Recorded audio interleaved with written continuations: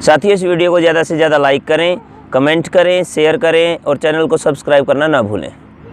आप अंग्रेजी दवाओं से परेशान हैं या फिर रोगों से परेशान होकर संसार से उठ जाना चाहते हैं? उठ जाने से पहले नाड़ी वैद्य क्या क्लब आइए और अपने सभी रोगों का आयुर्वेद में सही समाधान पाइए।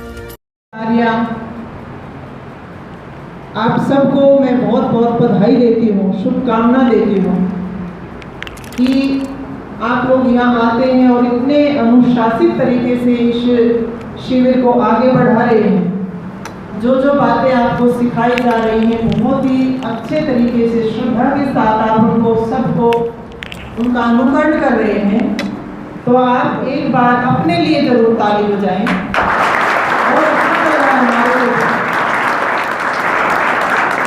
और ये जहाँ पर आप बैठे हैं ये एक तरह से तपस्थली है। इस हॉल में युवाओं का ही निर्माण होता है। पिछले 2012 से लगातार यहाँ पर लड़कों के भी लड़कियों के भी शिविर लगते रहते हैं और बैनर भी देखे होंगे आपने। उनसे भी ये पता चल जाता है कि यहाँ पर किस तरह का कार्य होता रहता है। बहुत सारी बातें सीखने को मिलती हैं जिस जगह पर आप बैठे हैं। यहाँ पर बैठ करके चाहे अनचाहे आप ना भी चाहो तो भी सुननी पड़ती है, लेकिन फिर भी मंच के माध्यम से यहाँ पर जितनी भी बातें कही जाती हैं वो कहीं ना कहीं हमारे जीवन को आगे बढ़ाने के लिए होती हैं, जीवन को सुधारने के लिए होती हैं। और ये मनुष्य तो एक ऐसा प्राणी है कि पूरा जीवन निकल जाता है सीखने में ही। कभी भी मन में ये भाव पैदा करना ही नहीं है कि बस बहुत सीख लिया, अब इससे आगे सीख ही नहीं सकता। कोई उम्र नहीं है सीखने की, क्योंकि मनुष्य को तो सारी उम्र ही सीखना पड़ता है। हर पल सीखना पड़ता है, हर घटना से सीखना पड़ता है, हर प्राणी से सीखना पड़ता है, हर वस्तु से सीखना पड़ता है। कोई ना कोई किसी ना किसी रूप में रोल मॉडल होता ही है। मैं कुछ बातें आपके सामने रखना चाहती हूँ और वो बातें हैं अपने से संबंधित, खुद से संबंधित। और खुद से संबंधित किस प्रकार से कि जब हम अपने आप को देखते हैं, सबसे बड़ा उदाहरण है अपना, कि हम जब अपने आप को देखते हैं तो ये लगता होगा आईने के सामने खड़े हो करके कि हम गोरे हैं, हम काले हैं, हम आज ऐसे लग रहे हैं, आज वैसे लग रहे हैं। लेकिन जब पूछा जाता है कि हमारी पहचान किससे है, खड़े होकर के पूछा जाता है, तो हम कहेंगे कि ये बाल ये खुद हैं क्या? सिर के ऊपर बाल लगे हैं कि हम खुद हैं? ये आँखें हम खुद हैं, ये हाथ हम खुद हैं, ये पैर हम खुद हैं, ये हाथ हम खुद हैं। तो आप कहोगे कि नहीं, ये मेरे बाल हैं, ये मेरे हाथ हैं, ये मेरे पैर हैं, ये मेरे अंग हैं, ये मेरे अंग हैं, ये मेरा शरीर है। और हम अपनी पहचान बनाते कि हम ऐसे हैं, कि बाल ऐसे होंगे तो हम ऐसे हैं, आंखें ऐसी होंगी तो हम ऐसे हैं। यानी हम ये कभी नहीं कहते कि ये मैं हूँ, कभी नहीं कहते ये बात कि मैं हूँ। हमेशा एक ही बात कहते हैं कि ये मेरे हैं, ये शरीर मेरा है, ये कहते हैं ये शरीर मेरा है। ये कभी नहीं कहते ये मैं शरीर मैं हूँ। यहाँ से बात शुरू होती है कि जब ये शरीर अलग है, जिससे मेरी आइडेंटिटी है, कि सारी उम्र सारा जीवन जिससे मेरी पहचान है, वो मैं शरीर हूँ। लेकिन आप कहते हैं मैं शरीर नहीं हूँ, तो मैं क्या हूँ? कि ये शरीर अलग है और मैं अलग हूँ। और ये मैं क्या हूँ इसके अंदर, इस शरीर के अंदर, क्योंकि इसमें से कुछ निकल जाता है। निकलने के बाद कुछ पल भी जो है टिकने नहीं देते लोग। ये कहते जल्दी उठाओ इसको, और जल्दी जो है इसका दाह संस्कार करो, वरना क्या हो जाएगा, इसमें सड़ांध हो जाएगी, है ना। कुछ निकलता है इस शरीर में से। यानी हम शरीर नहीं हैं, हम कुछ और हैं। और जो हम और हैं, मैं हूँ, कि मैं अलग हूँ, शरीर अलग है, इसी की खोज के लिए हम पैदा हुए। कि हम खुद को नहीं जानते कि हम क्या हैं। और ये जो हम जान रहे हैं कि मैं शरीर नहीं हूँ, मैं अलग हूँ, ये शरीर अलग है, वो किससे जान रहे हैं कि ये तो एक छोटा सा एलिमेंट है नेचर का, प्रकृति का, जिसको महतत्व कहते हैं। महतत्व एक छोटा सा तत्व है, उसके आधार पे हम कहते हैं कि हाँ मैं अलग हूँ और शरीर अलग है। वो बुद्धि जैसे काम करती है, हमारा मन जैसे काम करता है, इसी तरह से ये महतत्व है, ये काम करता है कि हाँ मैं अलग हूँ और ये शरीर अलग है। अहम का भाव होता है अहंकार, जिसको कहते हैं। ये जो अहंकार है, ये वो अहंकार नहीं है घमंड वाला, ये वो अहंकार है जिससे मैं का भाव पैदा होता है। अब इसी के ऊपर जो है पूरा जीवन खुलता चला जाता है। देखिए, दो दृष्टिकोण है हमारी, दो विचारधाराएं जिसको हम फॉलो करते हैं। एक है विज्ञान का क्षेत्र और एक है धर्म का क्षेत्र। इन दोनों को हमें समझना चाहिए अच्छे से कि विज्ञान का जो क्षेत्र है वो ये पूरी नेचर है, जिसको हम भौतिकवाद कह सकते हैं कि विज्ञान के क्षेत्र में भौतिक खोजें बहुत ज़्यादा निरंतर चलती रहती हैं, होती रहती हैं। एक साइंटिस्ट कुछ कह रहा है, थोड़े से दिन के बाद वो जो उन्होंने सिद्धांत बनाया, थोड़े दिन के बाद दूसरा साइंटिस्ट आता है, उसको बदल देता कि नहीं ऐसा नहीं, ऐसा है। और दूसरा जो क्षेत्र है धर्म का क्षेत्र है, तो धर्म के क्षेत्र में जितनी भी ज़्यादा खोजें हुई हैं आज तक, और ये यहाँ पर हमें गर्व करना चाहिए इस बात के ऊपर कि धर्म के क्षेत्र में जितनी ज़्यादा खोज हुई हैं वो सारी की सारी पूरी हो चुकी है। कोई नई खोज करने की आवश्यकता है ही नहीं। हमारे ऋषियों ने सारी खोज करके हमें दे दी है, बशर्ते क्या है कि उनके ऊपर चलने की आवश्यकता है, उनको इम्प्लीमेंट करने की आवश्यकता है, उनको प्रैक्टिकल रूप में हम किस प्रकार से ले सकते हैं और उससे कितना ज़्यादा लाभ ले सकते हैं। हम अक्सर देखते हैं कि विज्ञान में और धर्म में ऐसा लगता है कॉन्ट्राडिक्शन है, विरोधाभास है आपस में। लेकिन विरोधाभास कहाँ खड़ा हो जाता है? जब हम उसको उसी रूप में स्वीकार नहीं करते। उदाहरण के रूप में कि जब आईआईटी के स्टूडेंट इतना बड़ा तिलक लगाते हैं माथे तक और हाथों में काले डोरे बांधे रहते हैं, लाल डोरे बांधे रहते हैं और ये कहते हैं कि ये शुभ अशुभ का प्रतीक है, तो ये लगता है कि ये जो साइंस है तो पीछे धकेली जा रही, विज्ञान नहीं टिक रहा है इन चीज़ों के सामने कि ये सब क्या हो रहा है। असमंजस में पड़ जाते हैं, लॉजिक क्या है इसके पीछे, लॉजिक तो दें। और तब जो है धर्म के ऊपर उंगली उठती है जब सुप्रीम कोर्ट का जज जो है बड़े अहम फैसला लेने के लिए कोर्ट में जाता है और दही और चीनी खा करके जाता है। क्यों भाई? क्योंकि ये शुभ माना जाता है। वहाँ आकर के थोड़ा सा कॉन्ट्राडिक्शन पैदा हो जाता है कि ये धर्म क्या है वास्तव में, कि कहाँ तो साइंस विज्ञान इतनी तरक्की कर रहा है और कहाँ धर्म के नाम पर हम इन छोटी छोटे अंधविश्वासों में फंस रहे हैं। और हमारा देश धर्म पारायण देश है।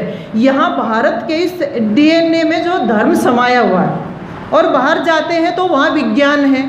यहाँ पर किसी भी उल्टी जो है उलूल फिजूल बात को स्वीकार करवाना हो, धर्म का लबादा उड़ा दो, बहुत अच्छे से बिकती हो, उसको छोड़ दो, मार्केट में बहुत अच्छे से चलती है। लेकिन आगे जो जहाँ पर भौतिकवाद का बोलबाला, वहाँ विज्ञान की कसौटी पर कस करके उस चीज़ को स्वीकार किया जाता है। तो ये जो इस तरह की बात आती है ना धर्म के नाम पर, इस तरह की कि किसी भी बात को आंख बंद करके स्वीकार कर लेना, वो धर्म नहीं है, वो संप्रदाय, उसको सेक्ट कहते हैं। वहाँ पर समस्या हमारी खड़ी होती, नहीं तो कॉन्ट्राडिक्शन नहीं है दोनों में आपस में किसी भी प्रकार का। धर्म के क्षेत्र में हमारे ऋषियों ने, हमारे वैज्ञानिकों ने बहुत बड़ी हमें खोज करके दी है कि हम अपने आप को जान तो लें कि शरीर के अलावा ये तो दिख रही है चीज़, दिख रही है, लेकिन जो दिख नहीं रही है उसको हम किस प्रकार से माने कि इसका एग्जिस्टेंस है, इसका भी अपना कोई वजूद है। आप समझे थोड़ा सा इस बारे में। तो लेकिन जो वैदिक कंसेप्ट है हमारा, वैदिक थ्योरी है, वैदिक हमारी फिलॉसफी है, उन्होंने दोनों का समाधान निकाल दिया। और दोनों का समाधान इस रूप में निकाला कि चाहे विज्ञान का क्षेत्र हो चाहे धर्म का क्षेत्र हो, एक नियम दोनों में काम करता है। और वो एक नियम कौन सा है जो दोनों में काम करता है? इस बात को ध्यान से सुने कि कहाँ एक नियम वो है कि इन दोनों में कॉमन बताता है। वो क्या है? सबसे पहले तो अगर हम भौतिक इन पदार्थों की बात करें, इस दुनिया में भी ईंट है, मिट्टी है, पत्थर है, वनस्पतियां हैं और जितने जीव जंतु हैं उनको मान करके चलें। और दूसरी तरफ अध्यात्म के क्षेत्र में, धर्म के क्षेत्र में तो केवल एक ही चीज़ रह जाती है और वो मनुष्य है। मनुष्य के लिए सारी चीज़ें बनी हैं। तो कॉमन चीज़ क्या है? आप देखिए, भौतिक क्षेत्र की बात करें तो हर चीज़ जो भी बनी हुई है यहाँ पर इस दुनिया में, उसका अपना एक एग्जिस्टेंस है, उसका अपना एक अस्तित्व है। कोई भी चीज़ बिना बात नहीं बनी, उसका अपना एक एग्जिस्टेंस है। उसके बाद उसमें कुछ एक्सप्रेशन होता है, उस चीज़ में एक्सप्रेशन होता है, तो बिना बात नहीं होता। आप यहाँ आए हैं, बैठे हैं यहाँ पर आ करके, तो वैसे ही घरों से उठ करके थोड़ी आए हैं, उसके पीछे कोई ना कोई पर्पज़ है ना, आपका कोई प्रयोजन है, इसलिए जो है आपके अंदर एक्सप्रेशन हुआ है। तो एग्जिस्टेंस, एक्सप्रेशन और पर्पज़, ये जो है हमारी भौतिक चीज़ों में भी होता है, जितनी भी चीज़ें दिखाई देती हैं, और वो अध्यात्म के क्षेत्र में भी होता है। भौतिक चीज़ों में ले, आपको मार के घर जाएं और वहाँ जा कर के कहें कि ये मिट्टी पड़ी है, कि भाई हाँ ये मिट्टी है, कि आप ये कहोगे कि ये मिट्टी है, यहीं पड़ी रहती है क्या? अब कुम्हार भी कह दे कि हाँ ये यहीं पड़ी रहती है, कि यहीं पड़ी रहती है, तो इसका क्या प्रयोजन हुआ? वैसे ही बेकार में जगह घेर रही है। नहीं, कुम्हार ये बताता है हमारे को ये मिट्टी है और इसको ये एक्सप्रेशन में आएगी किसके लिए? कोई ना कोई तो पर्पज़ होगा। तो पर्पज़ क्या है कि इससे जो है मटके बनेंगे, इससे स्कोरे बनाए जाएंगे, इससे गमले बनाए जाएंगे ताकि इनका उपयोग हो। तो क्या हुआ कि पर्पज़ है, एक्सप्रेशन, एग्जिस्टेंस उसका है। इसी तरह से पेड़ हैं, पौधे हैं, जितने भी वनस्पतियां बनाई गई हैं भौतिक क्षेत्र में, आप देख लिए, इन्हीं तीन चीज़ों में से निकलते हैं। वो उनका अपना एग्जिस्टेंस है, उनका जो है एक्सप्रेशन होता है, किसी पर्पज़ के लिए होता है। ईंट है, मिट्टी है, पत्थर है, घर बनाते हैं इनको, और घर बना करके भी अगर छोड़ दें तो फ़ायदा क्या? उसमें लोग रहते हैं, इसलिए उसका एक्सप्रेशन जो है वो पर्पज़ सोल्व हो जाता है। आगे जो बात होती है कि ये जितनी वनस्पतियाँ लगा रखी है परमात्मा ने, एक एक वनस्पति, एक एक जड़ी बूटी हमारे पर्पज़ के लिए है। अगर हम उनका सही इस्तेमाल नहीं करते तो वो बेकार हो जाती हैं, वैसे ही पड़ी रहती हैं। पानी है, दुनिया भर का बह रहा है, पानी अगर पानी ही रहे तो वो बाढ़ के रूप में तहस नहस कर देगा, लेकिन अगर उसका सही यूज़ करना है तो उसको नदी में से प्रवाहित होकर के निकालना पड़ता है। तो ये पर्पज़ है हर चीज़ का, हर प्राणी का। कितने सारे ऐसे पशु हैं, जंगली जानवर हैं, उनको पालतू बना लेते हैं, उनका उपयोग करते हैं। तो यही चीज़ है, एग्जिस्टेंस है, एक्सप्रेशन है और पर्पज़ है। तीनों चीज़ें जो है साथ चलती हैं। और दूसरी तरफ हम मनुष्य को अगर देखें, स्पिरिचुअलिटी के मामले में, अध्यात्म के मामले में मनुष्य को अगर लगा करके देखते हैं, देखिए एग्जिस्टेंस है, ठीक है, हमारा अपना अस्तित्व है, हम पैदा हो गए हैं, अच्छी बात है। अब पैदा हो गए तो कर क्या रहे? अब घर में जवान लड़का कुछ करता नहीं है तो कहे कि हाँ बेटा है, कि हाँ बेटा है, कि कैसा है बेटा, कि लंबा तगड़ा हट्टा कट्टा है, सोना है, तो करता क्या है? कि कुछ नहीं करता, फिर क्या है? बेकार है, तो इसका तो कोई जो उपयोग ही नहीं है। अब जिसका कोई उपयोग ही नहीं, उसको तो बेकार मान करके छोड़ देते। एग्जिस्टेंस तो है लेकिन एक्सप्रेशन भी नहीं हो रहा है, ना किसी पर्पज़ के लिए जी रहा है, तो पड़ा रहता है, थोड़ी सी दिन के बाद ख़त्म हो जाएगा, रहेगा क्या? तो ऐसी चीज़ों की कोई उपयोगिता नहीं है। उसके लिए क्या एग्जिस्टेंस है, उसके बाद उसमें किसी पर्पज़ के लिए आपका कोई पर्पज़ है, इसलिए यहाँ बैठे हो, इसलिए एक्सप्रेशन हो रहा है अंदर से। और एक्सप्रेशन हो रहा है तो वो एक्सप्रेशन किस पर्पज़ के लिए हो रहा है वो भी हमें सोचने की आवश्यकता है। यहाँ मैं आपको एक बात ज़रूर कहना चाहती हूँ, क्योंकि विषय ये अध्यात्म का, योग का विषय लेकर चल रहे हैं। यहाँ पर एक बात मैं ज़रूर कहना चाहती हूँ आप लोगों को। देखिए, 3 अनादि शक्तियाँ हैं जिनको ना कोई बना सकता है, ना कोई बिगाड़ सकता है। पहली जो है वो है नेचर, जिसको प्रकृति कहते हैं। और नेचर जो है उसको ना कोई बना सकता है, ना कोई बिगाड़ सकता है। परमात्मा भी जो है उसको ना बना सकता है, ना बिगाड़ सकता है। अपने कारण में तो वो रहती ही रहती है, उसको नहीं कोई छेड़ सकता है। उसकी सत्ता है, उसका एग्जिस्टेंस है, लेकिन क्या है कि वो जड़ है, वो अपने आप कुछ नहीं कर सकती। दूसरी बात है जीवात्मा, जिसको हम कहते हैं, सारे आप जितने बैठे हो सब जीव हैं। जीव क्या है? एग्जिस्टेंस है, उसको ना कोई बना सकता है, ना कोई बिगाड़ सकता है। हमारे को ना कोई बना सकता है, ना बिगाड़ सकता है। उसके अंदर एक और गुण है कि उसके अंदर मोमेंट है, चेतना है उसके अंदर। और जीवात्मा उसी को कहते हैं, जो प्राण धारण करता है उसको कहते हैं जीव, और जो जिसके अंदर एक्सप्रेशन है उसको कहते हैं आत्मा, एक जीवात्मा। लेकिन वो क्या है, जीव बीच में है। उसके बाद तीसरी जो शक्ति है वो है ईश्वर, परमात्मा। और परमात्मा क्या है, परमात्मा की सत्ता भी है और उसके अंदर मोमेंट भी है, जैसे हमारे अंदर चेतना भी है। और तीसरी जो शक्ति है उसके पास है वो है आनंद स्वरूप है। अब देखिए आप, ये जो पर्पज है ना हमारा, कि हम सारा दिन काम करते रहते हैं और वो पर्पज जो है हमारा यही होता है। कोई भी व्यक्ति इस दुनिया में दुखी नहीं होना चाहता। कोई होना चाहता आप में से कोई चाहे कि भी मैं तो इसलिए काम करूं कि मैं दुखी हो जाऊं? इस दुनिया में कोई भी दुख नहीं चाहता, सब जो है सुख ही सुख चाहते, सुख ही सुख चाहेंगे। पर्पज सोल होगा, पर्पज के पीछे भी एक ही है कि मैं इंजॉय करूं, मुझे अच्छा लगे, मुझे सुख मिले, मुझे आनंद मिले, इसकी तलाश में रहते हैं। अब आप देखो बीच में हम हैं, एक तरफ नेचर है और एक तरफ परमात्मा है। एक तरफ नेचर है, एक तरफ परमात्मा। नेचर की बात हम करें तो नेचर तो अपने आप कुछ भी नहीं कर सकती, उसमें तो गति दी जाती है, उसके बाद ये सारी रचना जो है वो परमात्मा रच देता है, अपने अंदर से नहीं। अब देखो आप, कुम्हार जो है वो घड़ा जब बनाता है ना, तो कोई कह दे कि नहीं, कुम्हार ने जो घड़ा बनाया वो अपने आप ही बना दिया। ऐसा नहीं है, बिना मिट्टी के कुम्हार घड़ा नहीं बना सकता। लेकिन वो जो नक्शा है ना, कुम्हार के माइंड में जो नक्शा है वो पहले से ही है कि हाँ ये मिट्टी है और इसका ऐसा ऐसा घड़ा बनाना है, तो माइंड में उसके नक्शा पूरा रहता है। ठीक इसी तरह से परमात्मा नेचर को लेकर के इस पूरे ब्रह्मांड की, पूरे यूनिवर्स की जब रचना करता है तो वो सारी चीज़ें कि कैसा किसका ढांचा बनाना है, मनुष्य का आकार कैसा बनाना है, पशु का कैसा बनाना है, पक्षी का कैसा बनाना है, तो वो सारा का सारा जो नक्शा है वो परमात्मा के अंदर ही है।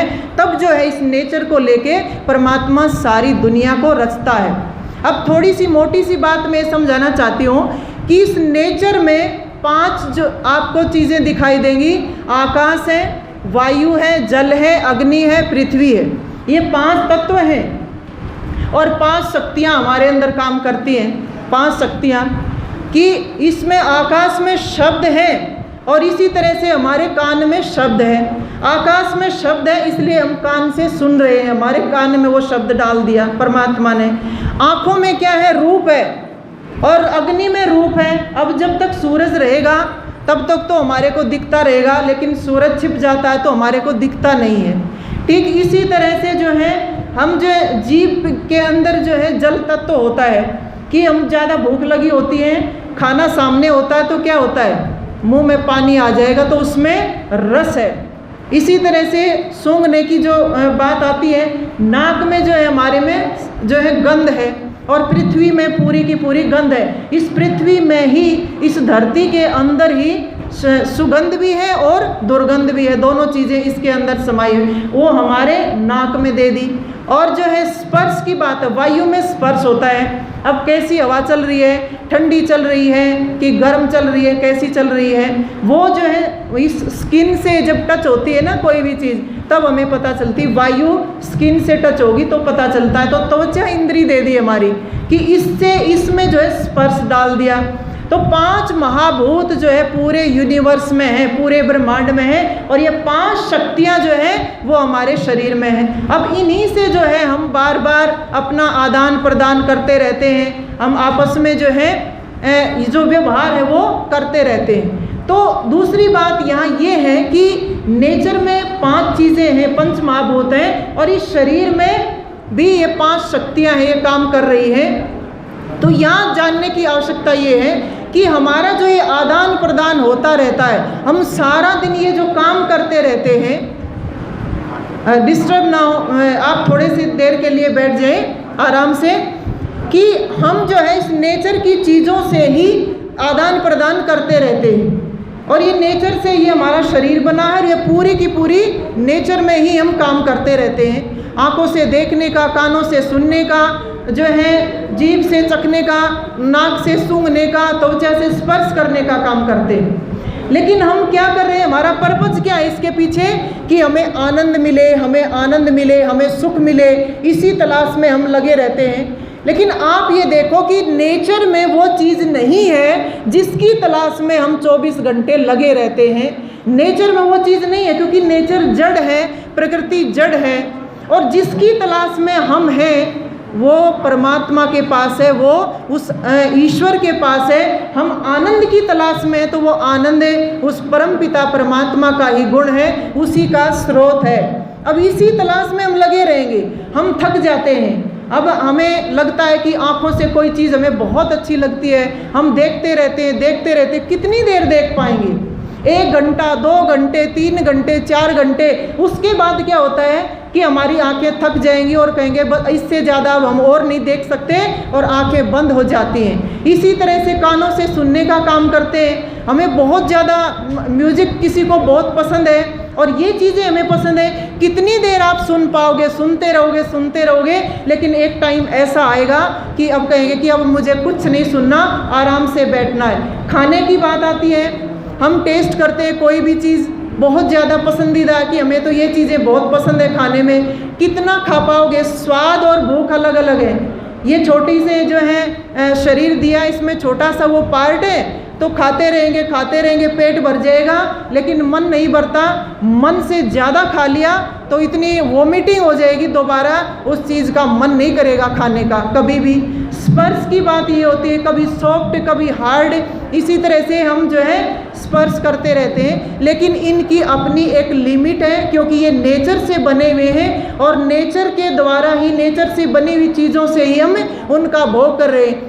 लेकिन हम जीवात्मा है, हमारी तलाश तो बहुत लंबी है, बहुत चौड़ी है और बहुत जो है आगे तक की है, और हर चीज़ जो है ना यहाँ इस दुनिया में अपने सोर्स की तरफ ही जा रही है। अग्नि को कितना भी आप दबाने की कोशिश करना, अग्नि कभी भी नीचे नहीं जाएगी, अग्नि हमेशा ऊपर की तरफ जाती है। क्यों? क्योंकि अग्नि का जो सोर्स है वो सूर्य है। पानी है, पानी को कितना भी ऊंचा करके आप ऊपर उछाल देंगे, लेकिन पानी कभी भी ऊपर नहीं जाता, हमेशा नीचे की तरफ जाता है, क्योंकि पानी का जो सोर्स है वो हमेशा नीचे ही होता है।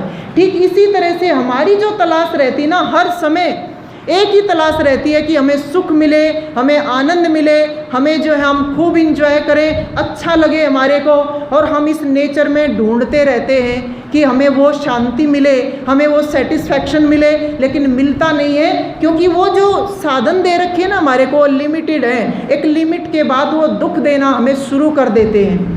तो ये जब नेचर की बात आती है, इस संसार की बात आती है कि हम यहाँ पर ये चीज़ें जो है ज़्यादा से ज़्यादा इनका उपभोग करें, ज़्यादा से ज़्यादा उपभोग करें, तो होता क्या है, 2 समस्याएं हमारे सामने खड़ी हो जाती हैं। एक तो टेंशन होती है और एक हमारे को डर होता है।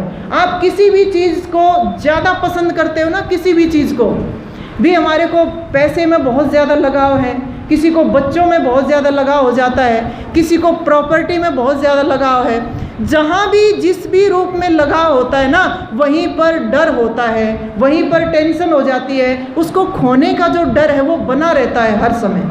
और कभी भी देख लेना आप, नेचर की 2 चीज़ें हैं ना, जब नेचर की 2 चीज़ें आपस में मिलती हैं और उनसे दुख मिलता है या उनसे सुख मिलता है, वो कभी भी परमानेंट नहीं होता।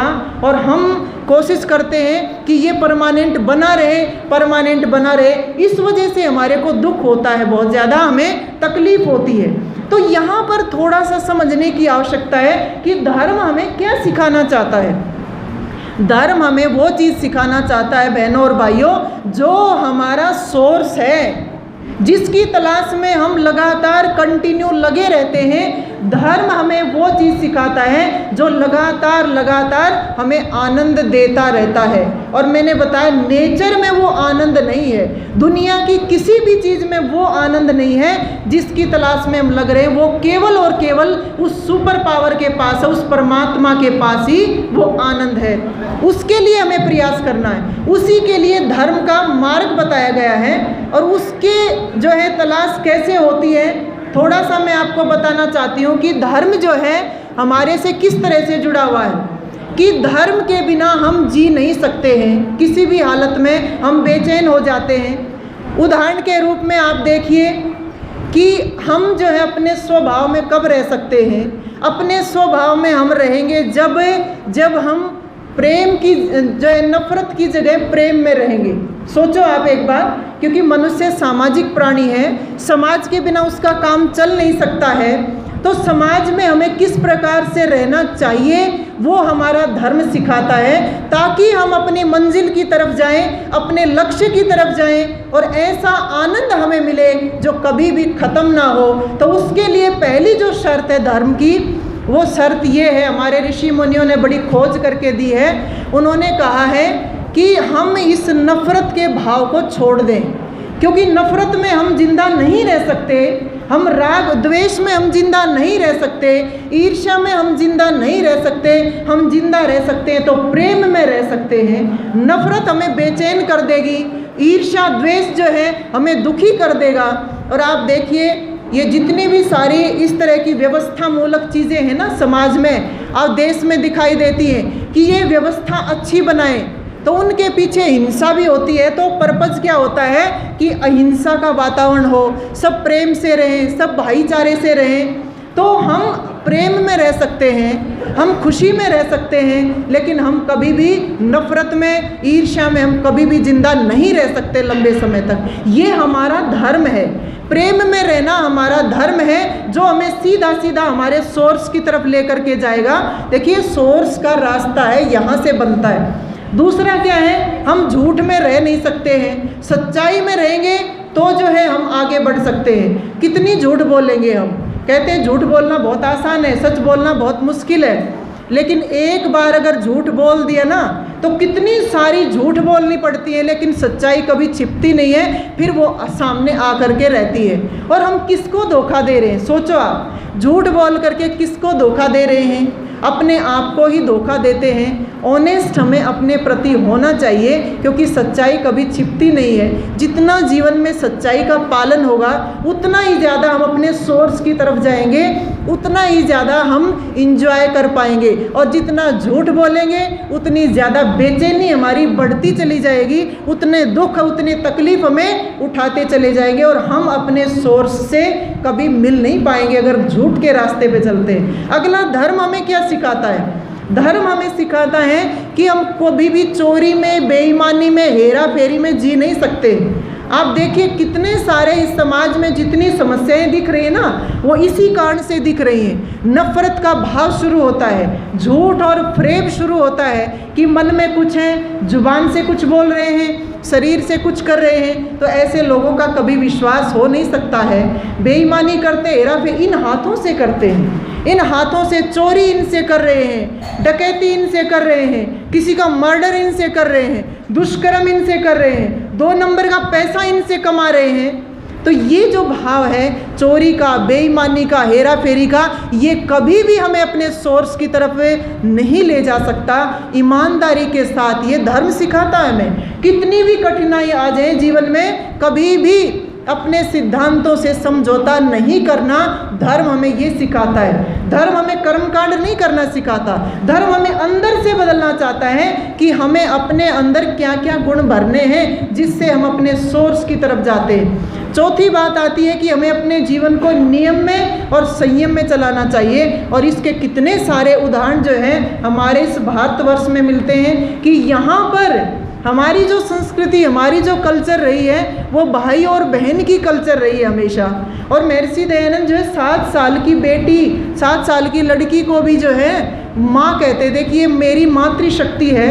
और मैं एक बात बताना चाहती हूँ, भारत में सबसे ज़्यादा जो रिस्पेक्टेड वर्ड है ना कोई भी, वो है माँ। इतनी ज़्यादा रिस्पेक्ट जो है कहीं भी नहीं मिलती माँ शब्द को जितनी यहाँ मिलती है। यहाँ तो भारत के साथ, अपने देश के साथ भी माँ शब्द जोड़ दिया जाता है। और कोई अमेरिका को कोई मौसी भी नहीं कहता, जापान को कोई मामा भी नहीं कहता, केवल भारत को माँ कहा जाता है, क्योंकि माँ का दर्जा सबसे ऊंचा दर्जा होता है। और उस मातृशक्ति के सम्मान के लिए, अस्मिता के लिए जो है हमारे इन देश के इतिहास में आप देखते हो कितने सारे महापुरुषों ने अपने प्राणों की बाजी भी लगा दी थी। तो यहाँ पर ये कहा कि नियम से, संयम से हमें चलने की आवश्यकता है। और एक बात आती है कि मातृवत परदारेशु परदरवेशु लोष्टवती, ये बात आती है कि पराई जो महिला है ना उसको माँ की नज़र से देखें। लेकिन आजकल तो मेरी मातृशक्ति किसी से बहन या माँ कहलवाना पसंद नहीं करती। समस्या यहाँ आती है, जहाँ से समस्या शुरू होती है ना, जहाँ से समस्या शुरू होती है तो कारण भी वही है, निवारण भी वही है, दोनों वही मिलते हैं। तो भाई बहन की जो ये संस्कृति रही है वो इतनी अच्छी संस्कृति रही है हमारी कि सब जो है नियम से अनुशासन से चलते थे। एक शब्द आता था जो अनमैरिड लड़कियां होती थी, लड़के होते थे, उनके लिए ब्रह्मचर्य शब्द आता था। लड़कियों को ब्रह्मचारिणी कहते थे, लड़कों को ब्रह्मचारी कहा जाता था। और एक ऐसी परंपरा थी, गुरुकुलों की परंपरा होती थी। जब बच्चों को पढ़ाया जाता है ना गुरुकुल में, तो जो टीचर्स होते थे ना उनके एक बात कहते थे कि तेरा दिल और दिमाग जो है आज से मेरे कंट्रोल में रहेगा, तू जो भी सोचेगा जो भी करेगा वो टीचर को जो है पता होना चाहिए उसका। लेकिन आज क्या करते हैं कि प्राइवेसी होनी चाहिए, कि बच्चे को जितना हो सके प्राइवेसी दो, प्राइवेसी दो। और प्राइवेसी के दुष्परिणाम आप देख रहे हैं कितने भयंकर भयंकर निकल रहे हैं कि सुबह उठ करके देखें कि बच्चे ने क्या कर लिया कि सुसाइड कर लिया।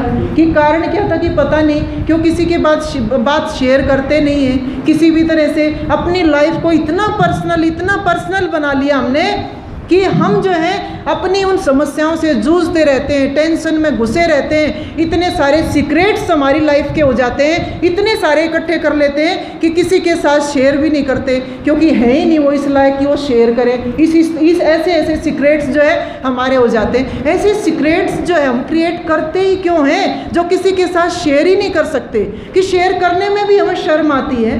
तो ये जो प्रॉब्लम हमारे सामने सबसे बड़ी जो उभर करके आ रही है ये बहुत ही ज़्यादा, कि अपने जीवन को इतना बढ़िया बनाओ कि सब उसको अच्छे से जान ले कि हाँ इसकी लाइफ में कुछ ऐसा सीक्रेट है ही नहीं, अपना इजी वे में चले। परमात्मा जो है ना कभी भी उलझन को पसंद नहीं करता, कभी भी जटिलताओं को पसंद नहीं करता। इतने सारे कॉम्प्लेक्सेस अपनी लाइफ में हमने पैदा कर लिए हैं, ये उनको पैदा नहीं परमात्मा पसंद नहीं करता। परमात्मा सरलता को पसंद करता है कि जितने ज़्यादा सरल होंगे, जितने ज़्यादा सहज होंगे, उतने ही ज़्यादा हम उस परमात्मा के निकट होंगे, उस आनंद के निकट होंगे। आप इस जीवन को जो सहज बनाइए जितना हो सके। और जो पांचवी जो चीज़ है वो यही है कि जो हमारे पास है, जितना भी हमारे पास है उसको बांटने का जो है हमारा एक स्वभाव होना चाहिए कि जितना हो सके हम बांटें। आप देखिए जब हम किसी को चीज़ देते हैं ना, कोई भी चीज़ देते हैं, तो क्या होता है हमारा जो हृदय है ना, हमारा दिल, वो बिल्कुल जो है विशाल हो जाता है, बड़ा हो जाता है। और जब किसी से लेते रहते हैं कि नहीं मेरे को ये इसके साथ शेयर नहीं करना, मेरे को ये चीज़ देनी ही नहीं है, इसको देनी ही नहीं है, छुपा करके रखते हैं, तो क्या होता है हमारा हृदय जो है ना वो सिकुड़ जाता है, छोटा हो जाता है कि मैं क्यों दूँ, इतने ज़्यादा सेल्फिश हो जाते हैं। हमें खुद में जीना है, ये भगवान पसंद नहीं करते कभी भी। अपने सोर्स की तरफ हम तभी जाएंगे जब हम प्रेम के साथ जिएंगे। प्रेम में ही हमारा जीवन जो है वो निर्भर करता है। सच्चाई के साथ रहेंगे, जितना ऑनेस्ट हो सकते हैं अपने प्रति ऑनेस्ट हो, और जितना ज़्यादा क्लियरिटी हमारी लाइफ में होगी, रिश्तों में जितनी ज़्यादा पवित्रता हम लेकर के चलेंगे, उतने ही ज़्यादा हमारे जीवन में सहजता आएगी। और जितना ज़्यादा बांटेंगे जो भी हमारे पास, उतना ज़्यादा बांटते चले जाएंगे, उससे भी सहजता आएगी और इससे हमारा लाभ है। ये नहीं कि भी इससे क्या होगा, इससे क्यों होगा, ऐसा क्या होगा। अरे इससे क्या है कि हमारे अंदर कंसंट्रेशन पावर जो है, एकाग्रता हमारे अंदर बढ़ेगी, शांति आएगी और जो है हम सहज हो जाएंगे और अपने उस सोर्स की तरफ जो है आगे बढ़ते चले जाएंगे। जो सोर्स हमारा है, आनंद का सोर्स जो परमात्मा है, उसकी तरफ हम आगे बढ़ते चले जाएंगे। तो इन्हीं शब्दों के साथ अब हमारे जो अगले गेस्ट हैं वो पधार गए हैं, उनका हम बहुत बहुत अभिनंदन करते हैं, स्वागत करते हैं। डॉक्टर रवि प्रकाश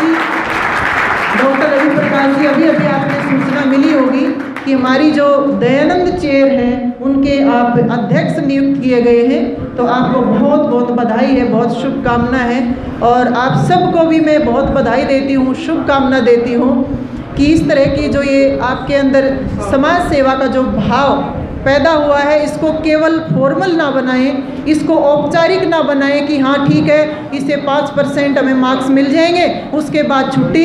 इसको अपनी लाइफ का हिस्सा बनाएं इसको अपने जीवन का हिस्सा बना करके चलें, क्योंकि हमारी लाइफ की, हमारे जीवन की सार्थकता तभी है जब हम औरों के लिए जिएंगे, औरों के जीवन में खुशियाँ प्रदान करेंगे, अपने जीवन को भी तभी हम ऊपर उठा सकते हैं। इन शुभकामनाओं के साथ आप सबका बहुत बहुत धन्यवाद। सबको नमस्कार। बालों की समस्या से क्यों हो परेशान? बच्चा खाए या जवान, सबका इलाज होगा एक समान। सिर दर्द और कब्ज होंगे 3 दिन में छूमंतर। न जादू न टोना, है केवल आयुर्वेदिक तंत्र। नाड़ी वैद्य हूं मैं, आयुर्वेद का कमाल देखना। ला इलाज हो कोई भी बीमारी, जड़ से होगा उसका इलाज देखना। कमजोरों के लिए बना दिया है ऐसा रसायन, खाकर उसको जीवन का आनंद देखना। YouTube पर जाकर सब्सक्राइब कीजिए नाड़ी वैद्य का क्लब।